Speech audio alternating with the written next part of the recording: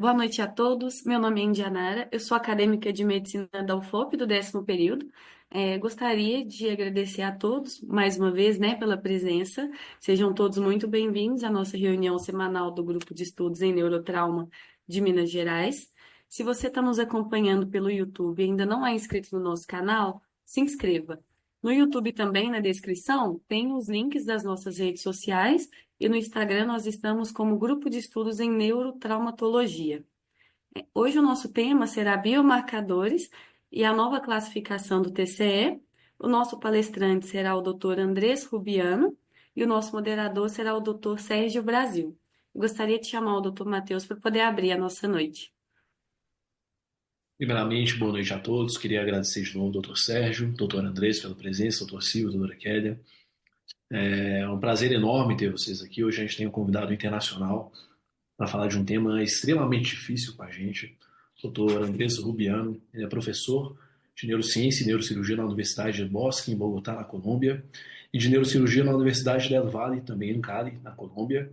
Médico e pesquisador, diretor da MedTech Foundation, e também presidente do Comitê de Neurotraumatologia da World Federation of Neurosurgery e também presidente do Comitê Internacional de Neurotrauma e de Cuidados Críticos da American Association of Neurological Surgeons. O Dr. Sérgio Brasil, que está com a gente também, neurocirurgião, neurologista vascular, membro titular da SBN e também pesquisador clínico em lesões cerebrais agudas e hemodinâmicas cefálicas da Faculdade de Medicina da USP. O doutor Sérgio Brasil vai estar como moderador e o nosso palestrante, o doutor Andrés Rubiano. Sinta-se à vontade, doutor Andrés. A gente vai começar com a sua apresentação e depois a gente vai passar a palavra para o nosso moderador. Doutora Kelly, gostaria de fazer algum complemento? Lembrando Matheus, eu também que... gostaria de ouvir o nosso presidente, Silvio, que está sempre aqui conosco, né? E ele é um grande agregador aí da neurocirurgia mineira e nacional. Então, gostaria de chamá-lo para fazer essa introdução da reunião de hoje. Obrigada, Matheus. Obrigada, Indy. Ok, obrigado, viu? Boa noite a todos, né? Obrigado a presença de todos aí. Uma honra, viu, André, estar esperando, né? Tê-lo aqui como nosso palestrante, né? Alguém assim que entende tanto, né, de um assunto tão interessante para todos nós, uma referência, né, no assunto. E agradecer também a presença do Sérgio Brasil, que vai nos ajudar bastante aí como moderador, né? Como um conhecedor aí profundo do espanhol e do assunto também, imagino, né? E Kélia, como sempre, que é a razão dos nossos encontros semanais, tá bom? Muito obrigado, Matheus e Dianara, e fiquem à vontade para a gente já começar a nossa sessão. Perfeito. Então, doutor Andrés, o senhor está com a apresentação pronta, se quiser projetar para a gente. Bueno, Excelente, bueno, doutor. buenas noches a todos. Agradecer por la amable invitación y vamos a hablar un poco acerca de biomarcadores y algo de la nueva propuesta de clasificación de TCE. Mm,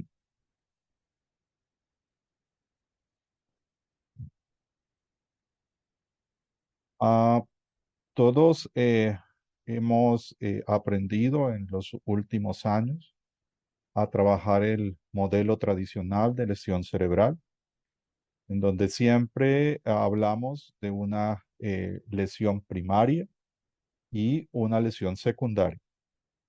Y en la lesión primaria, nosotros entendemos el daño físico del tejido cerebral y la lesión secundaria es todo lo que viene posterior a esa lesión primaria, incluyendo principalmente trastornos de oxigenación, de inflamación y de otro tipo de mediadores y lesión. Igualmente, todos los problemas de perfusión. La lesión primaria es muy variada. Entendemos que cada lesión primaria se comporta de manera diferente. En general, podemos tener pacientes con lesiones epidurales, subdurales, intracerebrales, hemorragia subaracnoidea, contusiones y edema cerebral. Y entendemos que en este momento, a partir de la evolución de todo el componente proteómico y todo lo que denominamos neuroproteómica, empezamos a identificar cómo afectan muchos de estos elementos este proceso de la lesión secundaria principalmente. Tenemos algunos elementos que hacen parte de la vía de recuperación de la célula y del tejido, y tenemos algunos elementos que hacen parte de la vía de lesión, llegando hasta la apoptosis cerebral. Entonces, dentro de estos componentes, tenemos algunos elementos identificados, entendiendo que las proteínas degradan proteínas y a nivel nuclear principalmente se genera la activación de muchas de estas proteasas, que son las proteínas encargadas de dividir y generar actividad de construcción o actividad de lesión de los otros elementos. Tenemos identificadas algunas como las calpaínas, las catepsinas, las caspasas, y muchos de estos elementos pueden ser identificados en los diferentes fluidos corporales, incluyendo orina, sangre, licor, líquido cefalorraquídeo y el mismo tejido cerebral. Dentro de los biomarcadores se han identificado diferentes sustancias. Dentro de estas tenemos algunas como la proteína glial ácida fibrilar, el GFAP, la ubiquitina carboxiterminal esterasa, UCHL1, la proteína S100. Tenemos también algunas como la proteína tau y muchos otros elementos. Entonces, cada una de ellas ha tenido estudios en diferentes procesos y en diferentes etapas, entendiendo que cada una, lo vemos en la gráfica en la parte inferior, tiene un componente de expresión máxima en el tiempo y de disminución de niveles asociado a la liberación o a la recuperación de otras sustancias. Dentro de este ejercicio, esto ha tomado mucho auge, ha aumentado el nivel de conocimiento que tenemos de cada una de ellas. Y dentro de estas se han realizado algunas subclasificaciones. Dentro de las subclasificaciones existen dos. La que los divide en tipo 0, 1 y 2. Los tipo 0 son biomarcadores que correlacionan con la historia natural de la enfermedad. Los tipo 2 tipo 1, perdón, son biomarcadores que están asociados a mecanismos de acción de los medicamentos, y los tipo 2 son algunos biomarcadores que están asociados a puntos de desenlace clínico. También hay algunos que están divididos en categorías. Los categoría 1 son los que están asociados a identificación de concusión cerebral. Los de categoría 2, los que están asociados a la necesidad de tomografía, generalmente luego de un trauma leve. Los de categoría 3, los de recuperación retardada, luego de un trauma leve. Y los de 4 categoría son los que están relacionados a un pobre desenlace luego del trauma severo. Algunos están relacionados con procesos secundarios específicos y procesos primarios específicos. La UCHL1, la ubiquitina, está relacionada con lesión de los cuerpos celulares neuronales. La GFAP con lesión de las glías. La S100 con lesión de la barrera hematoencefálica. El neurofilamento, muchas veces también lo podemos encontrar asociado a estas lesiones necróticas, y algunas otras con desmielinización y apoptosis. Igualmente, de acuerdo a la severidad de la lesión, hay algunas que se han agrupado para poder identificar esta misma severidad y cada uno de los procesos de la lesión secundaria y primaria. Ya lo habíamos mencionado, algunas relacionadas con muerte celular programada o apoptosis, algunas asociadas a vasoespasmo, algunas asociadas a los diferentes tipos de edema cerebral, algunas relacionadas con la lesión axonal, la inflamación y algunas con cambios metabólicos, especialmente la hipoxia. Entonces, se han venido estudiando y cada vez tenemos más posibilidad de correlacionar. La presentación de cada una de estas fases también nos ayuda a identificar el impacto de los tratamientos y cómo podemos enfocar un tratamiento más específico o personalizado en el tiempo. Entendemos que, por ejemplo, el proceso de inflamación cerebral y el proceso de necrosis tienen un tiempo específico asociado, generalmente luego de la lesión primaria, y el proceso de inflamación más o menos estaría impactando hacia el día quinto en su máxima expresión, la primera semana para luego empezar el fenómeno de recuperación. De esto podemos identificar también una división en biomarcadores de fase aguda, biomarcadores de fase subaguda y biomarcadores de fase crónica.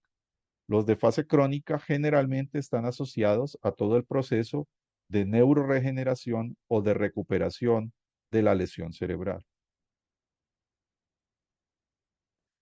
Cada vez tenemos más estudios clínicos que nos ayudan a entender un poco mejor la correlación entre los biomarcadores y el manejo médico y los protocolos de atención. Dentro de estos, ya la gran mayoría se han centrado en el componente de daño neuronal, especialmente con ubiquitina quinasa, con proteína tau, eh, en la fase aguda glial con S100 y proteína glial ácida fibrilar, y en la fase inflamatoria con citoquinas y otras moléculas de señal. Aún hay varios estudios en curso.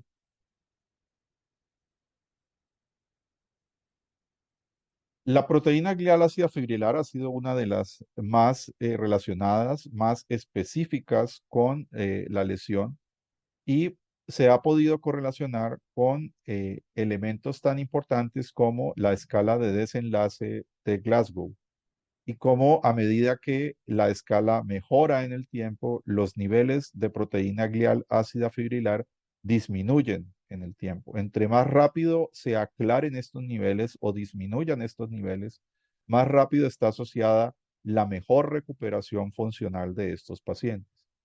Si los niveles persisten elevados por un tiempo importante, esto está relacionado con el peor desenlace funcional de estos pacientes. Igualmente, se ha podido correlacionar los niveles de proteína glial ácida fibrilar con el requerimiento de cirugía en estos pacientes. En los pacientes que menos han requerido cirugía, los niveles están más bajos y en los pacientes que más han requerido cirugía, los niveles están más elevados. Entonces, es importante entender cómo muchos de estos procesos empiezan, como mencionábamos, a correlacionarse con los procesos tanto de diagnóstico como de tratamiento. Cuando tenemos una lesión difusa, generalmente hay mucho más daño directo neuronal y la ubiquitina quinasa tiene unos niveles mucho mayores que la proteína glial ácida fibrilar. Cuando tenemos una lesión focal tipo masa, hay mucho menos lesión parenquimatosa, pero puede haber mucho más compromiso de la región de la estructura de soporte y por tanto la proteína glial ácida fibrilar aumenta mucho más que los niveles de ubiquitina quinasa. Entonces, esto nos ayuda de alguna manera a entender un poco este proceso. El daño glial está más asociado a la isquemia y a la necrosis y el daño difuso está más asociado a la muerte celular programada. Los niveles, pues, han variado mucho. En este momento apenas estamos entendiendo un poco cuáles serían esos niveles de corte para nosotros trabajar, pero generalmente cuando estas proteínas están elevadas, que tienen una asociación a un daño importante, estamos en los niveles de miles y cuando estamos en niveles que no son asociados a una gran lesión cerebral, estamos en niveles de 100. Por ejemplo, un paciente con un nivel de proteína glial ácida fibrilar de 200, pudiéramos considerarlo dentro del rango de normalidad, y un paciente con una proteína glial ácida fibrilar de 2000, podríamos correlacionarlo con un nivel de daño importante, aunque esto puede llegar a unos niveles mucho más elevados. Uno de los elementos a tener en cuenta en muchos de estos pacientes es que pueden cursar con una lesión sistémica importante, y ya se están empezando a hacer los estudios en pacientes con politrauma y choque hemorrágico. En este estudio, que es uno de los más preliminares que se han realizado con el grupo de la Universidad de Pittsburgh en la fase prehospitalaria, se identificó que los pacientes que tenían, además de trauma craneoencefálico, trauma sistémico con lesiones sangrantes e hipotensión por choque hemorrágico, los niveles de proteína glial ácida fibrilar seguían siendo muy importantes para correlacionar el daño cerebral. Los niveles de ubiquitinquinasa en este estudio específicamente no pudieron ser correlacionados porque, de alguna manera, estos niveles fueron identificados con eh, unos valores que no podían ser identificados en el sistema con el que se hizo el estudio, que era el point of care al lado de la camilla del paciente, y marcaban unos niveles que no alcanzaba a leer el sistema. Estos niveles obviamente sí pueden ser identificados en una sala de urgencia, porque cuando se envía las muestras a un laboratorio central de un laboratorio de una clínica o de un hospital, si logramos, o esos sistemas logran leer valores mucho más altos. Estamos hablando de valores relacionados, por ejemplo, con niveles como 20.000 o 40.000 unidades. Esto nos está llevando a una nueva propuesta de la clasificación del trauma craneoencefálico. Desde hace 50 años, nosotros venimos clasificando la lesión cerebral exactamente de la misma forma. Estamos identificándola a través de la escala clínica de Glasgow y de un hallazgo de la lesión primaria en la tomografía. Esto, pues obviamente, a este momento de la evolución de los sistemas de monitoría, tanto invasivos como no invasivos, que se pueden utilizar, especialmente los no invasivos, de una manera temprana desde la sala de emergencias, brindándonos información adicional de la fisiopatología cerebral y no la imagen estática de la tomografía, pues nos deben hacer repensar la clasificación de la severidad.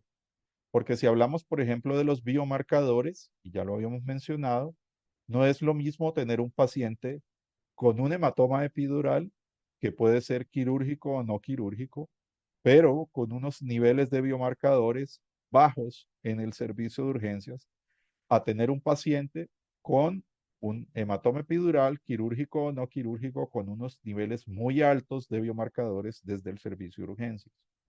Esto quiere decir que probablemente estos niveles de biomarcadores nos den mucha más información allá que el examen clínico, porque entendemos que el examen clínico del paciente puede estar alterado por medicamentos, puede estar alterado por alcohol, puede estar alterado por otras causas o no valorable apropiadamente porque hay un trauma facial o otras causas.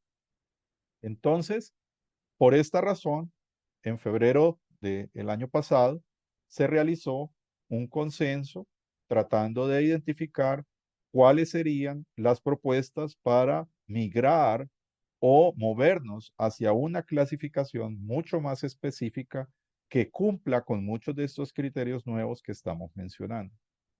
La propuesta es esta clasificación que se denomina la clasificación CBIM. C por la parte clínica, B por los biomarcadores, I por las imágenes y M por los modificadores. Vamos a ir poco a poco a entender a qué se refiere cada una de estas categorías. Entonces, el modelo nuevo, el modelo clínico biomarcadores imágenes CBI y modificadores, permitirían llegar a un nivel de diagnóstico más personalizado, igual como podemos compararlo, por ejemplo, en neurocirugía con la nueva clasificación de tumores cerebrales, en donde además de las imágenes, tenemos que correlacionarlo con niveles séricos de ciertos elementos que nos permiten identificar qué tan agresivo es el tumor o no. Entonces, de esta misma manera, con marcadores tisulares o con marcadores en sangre o en algunas otras sustancias, nosotros podemos identificar elementos de severidad de la lesión cerebral. Dentro de los modificadores, los elementos que están más recomendados son los factores asociados al mecanismo de la lesión, los factores propios del paciente, incluyendo comorbilidades, edad, factores confusores, como mencionábamos, ingesta de medicamentos, ingesta de alcohol, y factores sociales y ambientales que impactan la recuperación del paciente. No es lo mismo un paciente que tiene familia que apoye su cuidado a pacientes que están completamente abandonados y que no cuentan con apoyo familiar para una buena recuperación.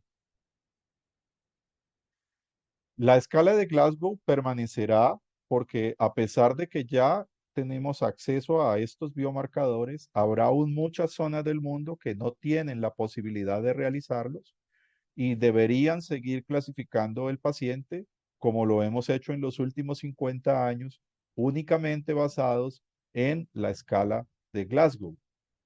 La escala de Glasgow sabemos que ha venido generando propuestas de aplicación o integración con la respuesta pupilar para que ésta sea más efectiva. Los biomarcadores, ya lo mencionamos, los niveles de biomarcadores nos van a ayudar a nosotros a identificar la severidad de la lesión desde la etapa de ingreso del paciente, que puede ser desde la fase de traslado prehospitalario o desde la fase de la sala de emergencias, y probablemente en las unidades de cuidados intensivos nos ayuden también a identificar los pacientes de pobre respuesta al tratamiento, ya sea médico o quirúrgico, para pensar o dar mucho más soporte a una toma de decisión de suspensión de terapia. Entendemos que en este momento la principal causa de muerte de pacientes con trauma craneoencefálico a nivel mundial es la suspensión de las maniobras agresivas de tratamiento. Las imágenes están dando también un avance importante porque ya no es solo quedarnos con la clasificación de Marshall, que es una clasificación de los años 90 y que es muy práctica, pero debemos migrar, como lo mencionábamos, a clasificaciones que nos ayuden a identificar la variabilidad en los diferentes tipos de patrón de lesión primaria. En esta época donde tenemos la posibilidad de evaluar o integrar dentro de la evaluación la inteligencia artificial, existen propuestas para hacer integración e identificar cuando existen especialmente lesiones mixtas, cuáles de esos patrones de lesión son los que van a generar más severidad para el paciente. Ya se ha identificado la combinación más letal. La combinación más letal incluye pacientes que tienen simultáneamente hematoma subdural agudo, contusiones cerebrales y hemorragia subaracnoidea, especialmente a nivel de las cisternas de la base. Esta es la tríada más agresiva de cualquier tipo de presentación de lesión primaria. Y esto es importante porque cuando nosotros empezamos a hacer investigación, no sería lo mismo integrar un paciente que tenga estos tres elementos en su tomografía con pacientes que tengan otro tipo de lesiones que ya se han identificado como lesiones de menos severidad, como por ejemplo el hematoma epidural aislado único o el hematoma subdural aislado único o las contusiones aisladas únicas. Una clasificación que es muy práctica y que nosotros personalmente empezamos a recomendarla para que la tengamos en cuenta, aún sin acceso a los modelos de análisis de inteligencia artificial, es la clasificación de la propuesta de la Sociedad Británica de Neurocirugía en el grupo de neurotrauma, que incluye una subdivisión con subclasificación en 3 categorías.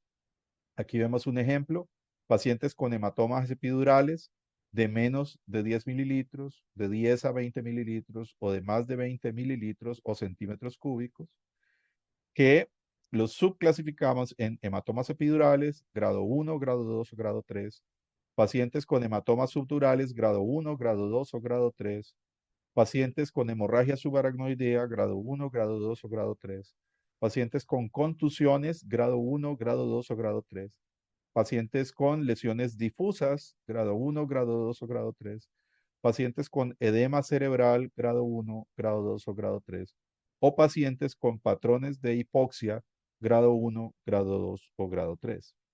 Entonces, adicionalmente, si contáramos con más posibilidades, pues la resonancia temprana nos ayudaría a identificar algunos patrones de lesión a nivel especialmente de tallo cerebral, pero debemos tener claro que aún con imágenes de tallo cerebral no podemos abandonar la terapia de los pacientes, especialmente en pacientes que probablemente tengan unos niveles de biomarcadores bajos, porque se ha mostrado que en algunos pacientes, aún con imágenes de lesiones en tallo, pero con niveles de biomarcadores bajos, el resultado funcional es completamente diferente al paciente con lesiones en tallo con niveles de biomarcadores elevados. Los modificadores, como lo habíamos mencionado, incluyen elementos demográficos como la edad, el sexo, la raza, el nivel de empleo, el nivel de educación, em, el nivel de soporte y apoyo familiar, las condiciones previas a la lesión, incluyendo el uso de diferentes tipos de medicamentos, el estado mental del paciente.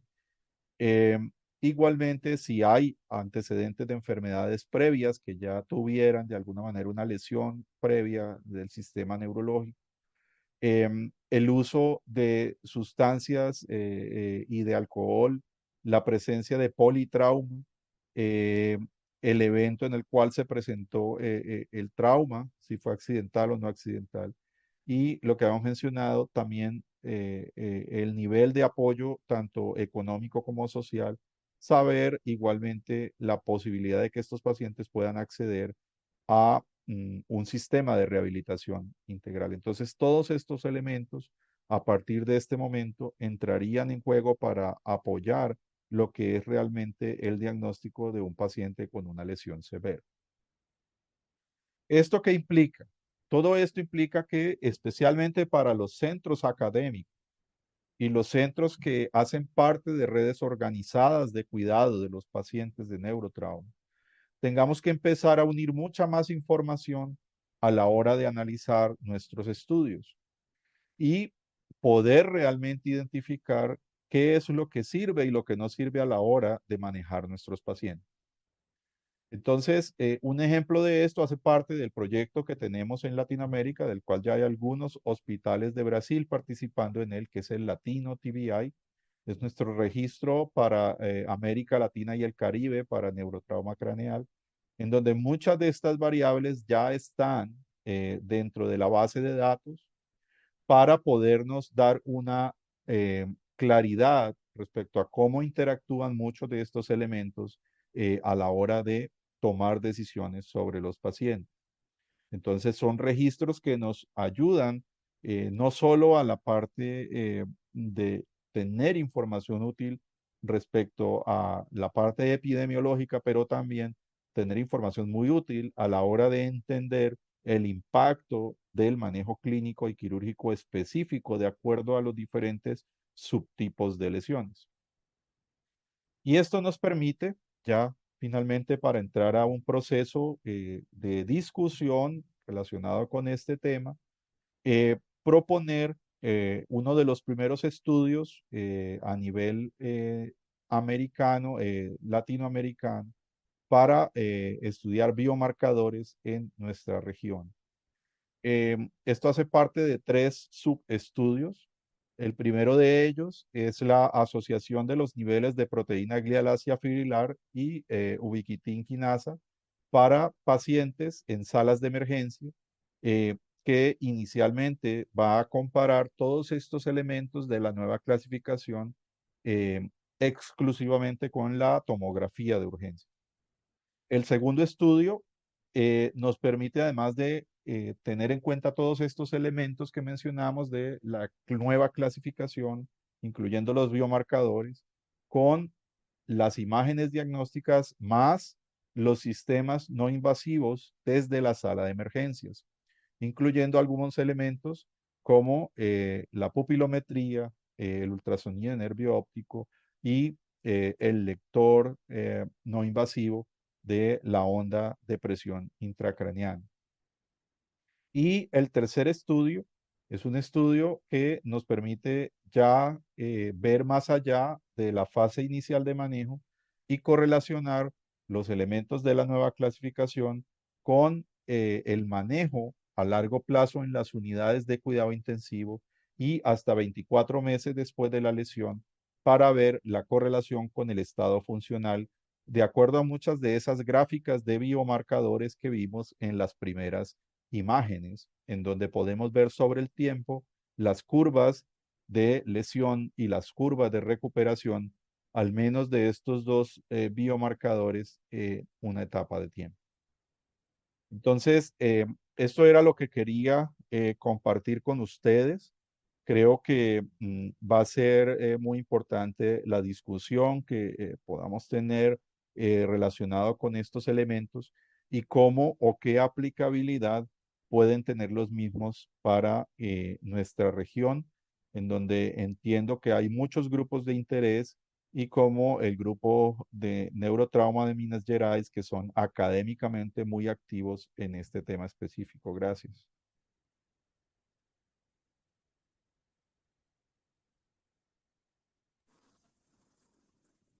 Parabéns, professor, pela excelente aula. Doutor Serginho. Lindo, né? Maravilhoso. A gente aprendeu, acho que muito hoje. Muchas gracias, Andrés. Creo que todos aprendimos muchísimo con la charla. Fantástico. Y lo más lindo es que ya están planeando un estudio ya prospectivo con la complejidad y combinando los biomarcadores también con la actuación con el paciente desde la sala de emergencia. Mi primer pregunta para usted sería si, ¿cómo ve en la realidad de aplicarse? Porque traducir lo que vemos en estudios para la práctica es un otro mundo.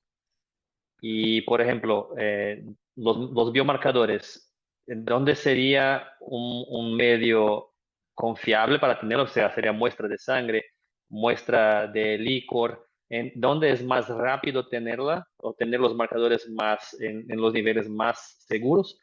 Y qué tan rápido, o sea, el timing, o sea, ¿cómo podemos hacer que la respuesta o qué tanto tiempo va a tardar el laboratorio en analizar los biomarcadores y aplicarlos ahí en la emergencia cuando tenemos un enfermo ya necesitando un cuidado urgente? ¿Qué hacemos? ¿Cómo ve usted? Hola, Sergio. Creo que ese tema es fundamental y hace parte de entender toda esta dinámica de los biomarcadores. En este momento existen al menos unas 3 o 4 empresas que están desarrollando sistemas para identificación de biomarcadores.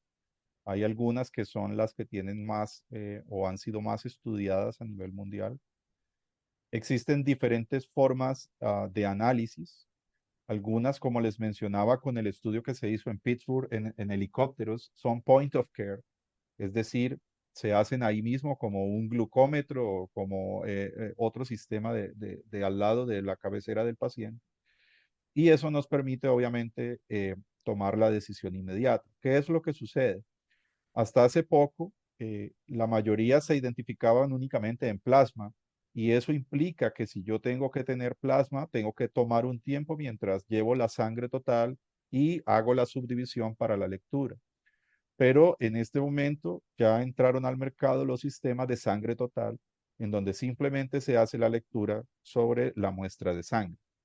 Entonces, esto implica que tenemos la posibilidad de tener resultados de manera inmediata. Si nosotros no contamos con los sistemas point of care, por ejemplo, en Latinoamérica, la mayoría son sistemas no point of care, sino de laboratorios centrales, implica que hay que enviar las muestras. Es como una máquina de gases arteriales. Tú puedes tener la máquina de gases arteriales ahí mismo en el servicio de urgencias, procesar la muestra o enviarla al laboratorio. Em, la enviada al laboratorio se toma el tiempo que son unos minutos. Mientras va al laboratorio, centrifugan la muestra y se hace en plasma. Es decir, que los valores de estos biomarcadores los podemos tener en 10, 15 minutos. Ah, Qué bien. entonces, realmente son elementos que podemos tener en tiempo real. Creo que lo asemejaríamos al trabajo que se hace en evento coronario agudo con las enzimas cardíacas. Va a ser algo muy, muy similar a esto. El problema que existe en este momento es infraestructura, porque de acuerdo a las diferentes compañías, el laboratorio pues debe contar con una máquina de esa compañía para poder procesar la muestra. Si el laboratorio no tiene una máquina de esa compañía, hay que buscar un prestador externo, como se hace con algunas otras pruebas de sangre en algunos hospitales y clínicas que no cuentan con la capacidad de procesamiento dentro de la misma entidad y hay que enviarla a un laboratorio externo. Entonces, ese es otro proceso. En caso de que no haya en la misma entidad, habría que mandar la muestra congelada a un laboratorio externo. Los dos biomarcadores que hemos mencionado, la proteína glial ácida fibrilar y la ubiquitinquinasa, podrían durar en procesamiento hasta 8 días. Es decir, yo puedo enviar la muestra y en los primeros 8 días obtener el resultado. Pero esto pues realmente no sería práctico para la fase aguda de manejo. No tendría pues un elemento práctico. Entonces, Uhum. en la práctica del día a día, creo que es fundamental contar con los sistemas de point of care, idealmente los de sangre total. Y si no contamos con un sistema de point of care sangre total, al menos contar con un laboratorio cercano a nuestra entidad para que pueda procesarse la muestra en los primeros minutos o en la primera hora. Si no contamos con esta tecnología, obviamente tendríamos que tomar la decisión inicial con los sistemas no invasivos más la tomografía y tendríamos los niveles de biomarcadores probablemente ya cuando el paciente esté en la unidad de cuidado intensivo y ahí es donde nosotros tenemos que tomar unas muestras adicionales para poder armar la curva y entender si el paciente está mejorando o aclarando los niveles o el paciente persiste con unos niveles elevados o cada vez van elevando más. Es claro que en la unidad de cuidado intensivo, si estamos haciendo un muy buen manejo del paciente con multimonitoría, haciendo las cosas en la hora tras hora en la cabecera del paciente, y a pesar de esto el paciente va a persistir con unos niveles muy elevados sobre el tiempo, probablemente sean pacientes que ya tienen un daño muy severo y que a pesar de la terapia la recuperación va a ser muy poca.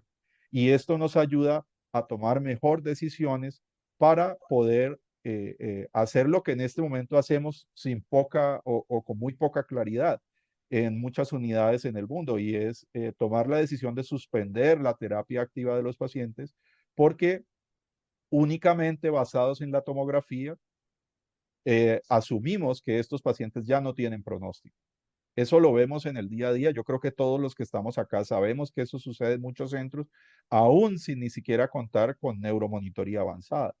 Si nosotros contamos con neuromonitoría avanzada, podemos tener un paso más objetivo de manera intermedia, aún sin contar con los niveles del biomarcador. Pero creo que los biomarcadores nos van a llevar a ser mucho más precisos en compañía de los sistemas de neuromonitoría para la toma de decisiones, especialmente posterior en la fase de cuidados intensivos. Muito obrigado, professor. Até contextualizando um pouquinho aqui para os colegas brasileiros, o professor Andrés tem trabalhos pioneiros e ele defende realmente esse conhecimento ou esse termo, né, da individualização no cuidado do doente grave, e já desde a sala de emergência até do cuidado intensivo. Inclusive, a gente programou, a gente planejou e já está submetido para publicação um outro trabalho revisitando a doutrina de Monro Kelly, também com o professor Paranhos, com o professor Paiva, com o Patriota, e sempre a mensagem é essa, né? Ou seja, se armar de mais informação o possível para você conseguir determinar, porque realmente baseado só em clínica e imagem, a gente estava muito, muito aquém de brindar o tratamento mais, o ideal para o paciente. Ahora, una otra pregunta mía, y ya paso para las preguntas de la gente. ¿Cómo ve entonces en esta cuestión de individualización? Sí, era un poco de eso, porque ¿tú crees que los biomarcadores pueden ser realmente el desempate? O sea, eh, tengo un panorama y el biomarcador me dice si realmente, o sea, entonces podemos confiar mucho en los biomarcadores como algo que nos va a decir, mira, aquí ya vamos a dejar de manejar, y otro, por contrario, vamos a darle más, emplear más terapia porque en este caso sí vale. ¿Cree que sí nos ayuda a diferenciar estos casos, los biomarcadores puramente? Hola Sergio, sí, creo que por ahora es muy temprano Ujú, decirlo. Yo creería que sí, pero los estudios son los que nos van a decir si sí o si no. ujú, Pero yo sí creo que probablemente pueden ser un elemento adicional para tomar mejores decisiones, sobre todo en beneficio del paciente. Porque muchas veces ese valor exacto en algo que muestra ser muy específico a nivel cerebral nos ayudaría a entender un poco los diferentes estados del paciente. Me adelanto un poco a algo. Hace una semana estábamos haciendo esta discusión y hace parte de algo que probablemente más adelante quede más claro. Y es que así como estamos hablando de que probablemente existen diferentes tipos de edema cerebral y que cada tipo de edema cerebral tiene un tratamiento completamente diferente al otro, y que esas fases de edema cerebral tienen una correlación específica con unidades de tiempo, es decir, hay procesos de edema cerebral de la primera semana, hay procesos de edema cerebral a partir de la primera semana. Eh, Van a existir probablemente biomarcadores que se puedan correlacionar con cada uno de esos diferentes tipos de edema cerebral. Y eso implica que si yo tengo un paciente en una fase de un edema citotóxico, por ejemplo, yo voy a poder entender un poco más, además de la imagen únicamente, cuándo realmente está disminuyendo el edema citotóxico por los niveles de biomarcadores. Y lo mismo en la fase de edema vasogénico, probablemente va a haber biomarcadores asociados a el edema vasogénico y vamos a entender cuándo el edema vasogénico está aún persistente o cuándo va a estar probablemente ya pasando su fase para poder integrarlo con la terapia y para ver si la terapia ha sido efectiva o no. Entonces sí creo que van a marcar una diferencia. Nos falta entender mucho más. Creo que los estudios nos van a dar muchas más luces.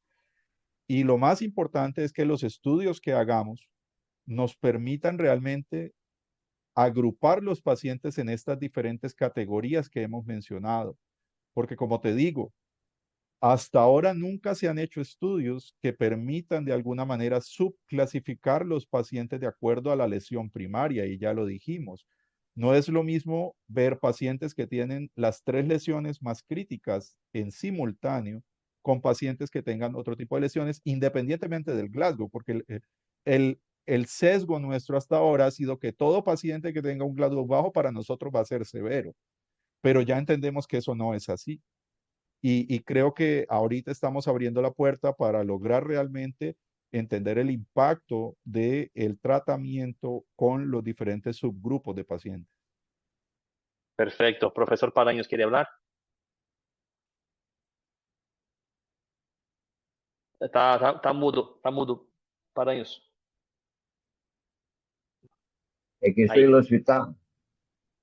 Cierré la voz porque estaba mucho movimiento acá en la sala J. Andrés, parabéns pela apresentação. E uma coisa que me preocupa muito em tudo que nós já hagamos sobre os biomarcadores e a mutação não invasiva é que penso que ganhamos pouco nos últimos anos. Precisamos acelerar um pouco mais esse ganho de aprendizagem. E precisamos colocar isso na prática para tratar nossos pacientes. Creio que o grande triunfo desses estudos, Sérgio é um dos principais pessoas que nos tem ajudado nessas pesquisas com Doppler e com Brinquedo. Nós precisamos categorizar melhor os pacientes intermediários, porque sabemos o que acontece nas primeiras 24 horas com o edema cerebral e depois como categorizar esses pacientes que estão no segundo dia, no terceiro dia, para decidir a terapêutica. O que tu e Sérgio pensam sobre isso?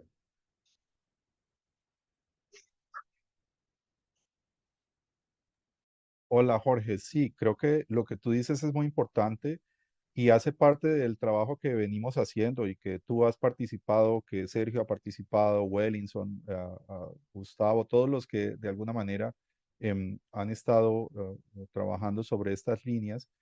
Y es que esto no es solo un proceso que se debe realizar una vez en la sala de urgencias, sino que es un proceso que debe ser continuo.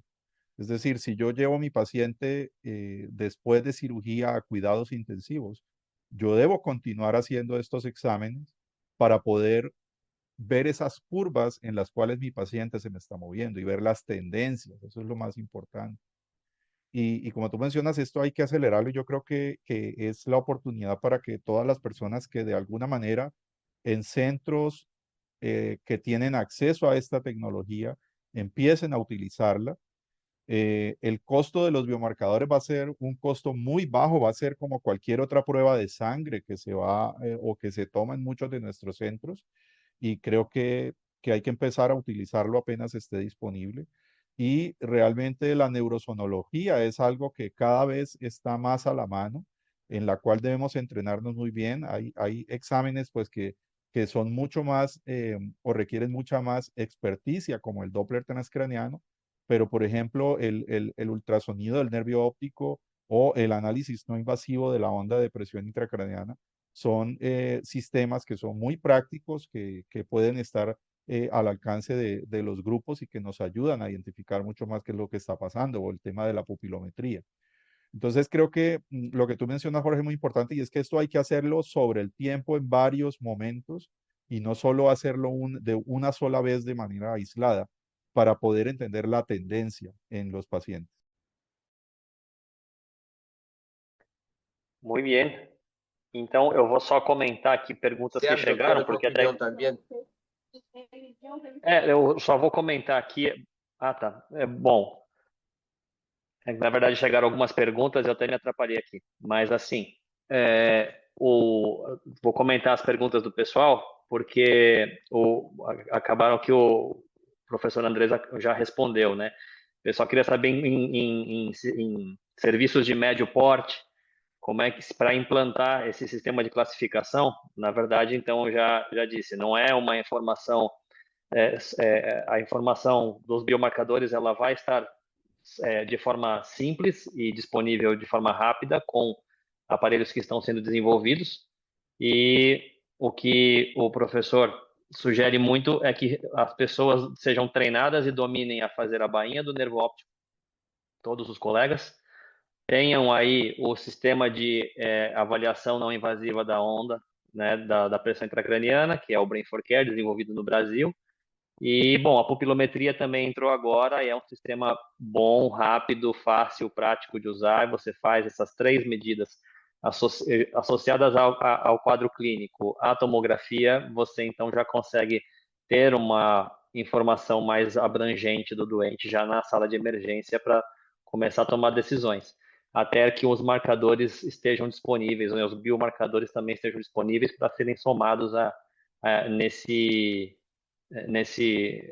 arsenal, né? E uma outra pergunta, então, que é interessante para o professor responder, para Andrés, si hay como trampas que pueden confundirnos al clasificar los pacientes de acuerdo con los biomarcadores. O sea, si los biomarcadores pueden fallar en hacer un pronóstico, que es lo que se sabe hasta ahora. Hay algunos biomarcadores que son más específicos que otros y como hemos mencionado, probablemente la proteína glial ácida fibrilar sea uno de los más específicos para lesión cerebral, independientemente de los otros elementos externos. Creo que había una pregunta que hablaba de si este cambiaba luego de la cirugía y lo que se ha visto es lo que mencionábamos. A medida que de alguna manera disminuye el impacto tanto de lesión primaria como secundaria en el paciente, los niveles empiezan a bajar, a disminuir. Y si persisten de manera elevada, después de la cirugía o después del tratamiento médico en la unidad de cuidados intensivos, lo que quiere decir es que este tejido no se ha recuperado y persiste la lesión primaria o la lesión secundaria, y serían ya los pacientes que nosotros definiríamos de manera temprana como los pacientes de mal pronóstico a largo plazo. Entonces creo que sí habrá algunos, no todos, pero algunos biomarcadores que se afectarán menos por las condiciones externas, pero hay otros que todavía no son tan específicos y que de alguna manera sí pueden impactarse por otro tipo de situaciones, ya sea a nivel metabólico o a nivel sistémico. Entonces, por eso debemos por ahora concentrarnos en los más específicos y los más estudiados, como los que mencionamos hoy, que son la proteína glial ácida fibrilar y la UCHL1. Hay algunos que se están empezando a identificar también, por ejemplo, en trauma pediátrico hay uno nuevo que se llama la osteopontina, que está siendo también investigado para una alta afinidad en ciertos pacientes. Y el neurofilamento como un elemento asociado a recuperación a largo plazo también está siendo cada vez más estudiado. Entonces, hay que empezar a, como se dice, a jugar con ellos para poder entender qué es lo que van a impactar, pero lo más importante, y yo creo que uno de los mensajes centrales de esta reunión, es que nosotros debemos ir abandonando ese concepto de que todos los pacientes con Glasgow bajo son traumas severos y que todos los pacientes con tomografías anormales son traumas severos, porque realmente los traumas severos van a ser cierto tipo de pacientes con ciertas combinaciones de lesiones en la tomografía asociados a ciertos niveles de biomarcadores que realmente van a ser severos. Y la severidad no solo va a ser por la lesión primaria en la fase inicial, sino también por quedarnos un poco cortos en el manejo agresivo de manera temprana. Si yo tengo un paciente con una lesión, como le gusta al doctor Paraños, potencialmente severa, pero que realmente nos hemos quedado cortos en el manejo, pues va a transformarse en un paciente ya con una lesión no reversible por más intentos que hagamos de hacer terapias tardías. Entonces yo creo que todo eso es una combinación de muchos elementos que nos ayudarán a identificar de manera temprana con quién debemos ser más agresivos en la terapia y de alguna manera si vamos a seguir con esa agresividad durante los días siguientes o si podemos empezar a disminuir la intensidad terapéutica en los días siguientes. Yo veo como especialmente los marcadores que nos indican la descompensación para el edema severo. Y ese sí que ya hay que iniciar las medidas para hasta quizá manejar la presión intracraneal de estos enfermos ya de manera temprana. Eso es, de esta forma veo como muy valioso utilizar los biomarcadores. No, total. ¿Tú te imaginas, Sergio, para terminar, por ejemplo, que nosotros, además de saber si un paciente tiene afectación de la tolerancia o la compliance, o si tiene afectación de la autorregulación, podamos correlacionar eso con los niveles de biomarcadores. Eso es bastante interesante porque ya nos abre un panorama muy diferente a lo que estamos acostumbrados a discutir, que generalmente son solo las imágenes. Si nosotros vamos a cualquier tipo de reunión de neurotrauma, la discusión siempre es el Glasgow y las imágenes y ya, Mm, no hay más variables. Y mm. tenemos que empezar a integrar todas estas variables para la discusión de los casos. Riquíssimo, hein, pessoal? Muito legal. Muito, muito lindo. Um próximo completamente uma nova década, um novo século no neurotrauma, começando aí com essa inovação toda. Eu vejo dessa forma. Eu acho que não recebi mais perguntas. Não sei se a Kélia, Sensei, tem algo mais que chegou aí. Não, Sensei, acho que respondemos todas. Muito bom. Professor Paranhos, alguma outra consideração? Não, Serginho, foi muito bom tudo aqui. Fantástico, fantástico. Então, a gente vai encerrar. Eu vou agradecer muito a la presencia de Andrés con nosotros, por su tiempo, muy valioso, por todo su conocimiento. Le agradecemos también por ser también tan empeñado y dedicado a generar conocimiento nuevo en neurotrauma. Y nosotros seguimos sus pasos. Es un honor, un gran placer. Muchas gracias a ustedes por la amable invitación. Yo creo que Brasil es uno de los países líderes en el tema de neurotrauma a nivel de la región y ahora a nivel mundial. Y la idea es seguir colaborando. Creo que entre todos vamos a poder abrir una nueva etapa en el manejo del neurotrauma. Y tenemos los pacientes, que es lo que es más importante para generar beneficio para ellos y porque es un problema de salud en la región. Entonces, muchas gracias a todos y esperamos vernos pronto en persona en alguna oportunidad y poder seguir haciendo investigación juntos. Muchas gracias, Andrés. Muchas gracias a todos. Obrigado, pessoal, por todo mundo que Obrigado. compareceu. Muito obrigada, pessoal. Parabéns, excelente apresentação, excelente discussão, né, pessoal? Obrigada, Serginho. Obrigada, professor Andrés. Um abraço a todos, uma ótima semana. Fiquem com Deus.